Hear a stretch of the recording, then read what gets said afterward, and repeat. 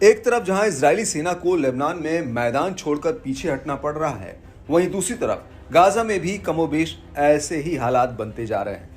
क्योंकि जिस हमास को मिटाने के लिए आईडीएफ 7 अक्टूबर 2023 के बाद गाजा में घुसी थी, अब वही हमास उसके ऊपर हावी हो चुका है। दरअसल गाजा के जिन इलाकों में आईडीएफ ने हमास का सफाया किया था,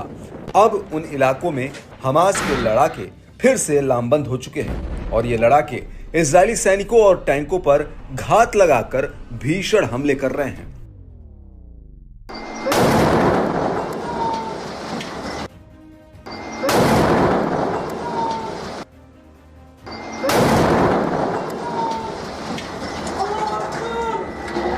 अब इसी कड़ी में हमास की सैन्य शाखा अल कासिम ब्रिगेड्स ने उत्तरी गाजा में आईडीएफ के ऊपर एक बहुत ही बड़ा हमला किया है। यहां पर अल कासिम के लड़ाकों ने केंद्रीय बेत लाहिया में आईडीएफ के मेरकावा टैंक पर यासिन 105 गोले दागे हैं। इसके अलावा इजराइल की पैदल सेना के 12 जवानों पर भी हमास ने जबरदस्त गोला बारूद बरसाया है।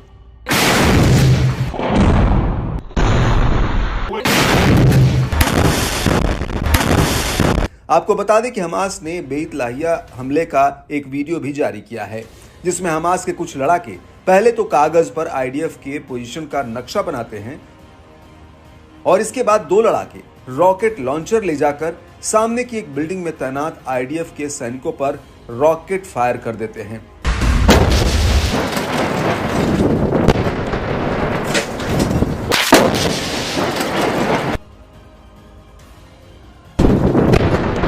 इसके बाद अल कासिम के लड़ाके दूर एक बिल्डिंग में आईडीएफ के जवानों पर रॉकेट से हमला कर देते हैं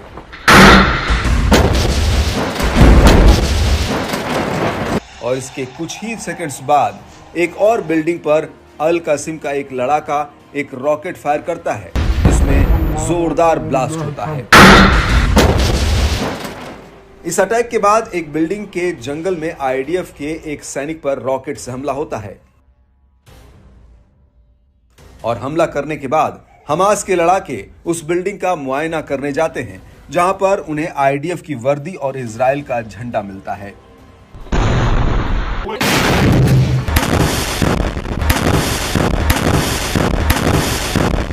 आपको बता दें कि इन हमलों के दौरान ही अल कासिम के लड़ाके बेत लाहिया में एक स्नाइपर ऑपरेशन को अंजाम देते हैं, जिसमें हमास ने आईडीएफ के 5 जवानों को निपटाने का दावा किया है।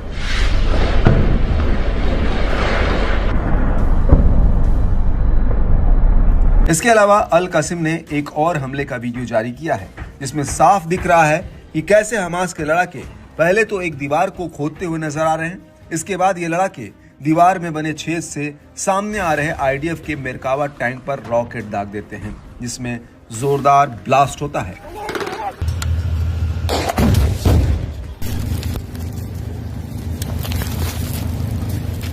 और इस हमले के बाद अल कासिम का एक और लड़ाका आईडीएफ के मेरकावा टैंक को उड़ा देता है, जिसके बाद जबरदस्त गोलीबारी की आवाज सुनाई देती है और इसके कुछ ही सेकंड्स बाद वीडियो में खुले मैदान में कुछ टैंक चलते हुए दिखते हैं।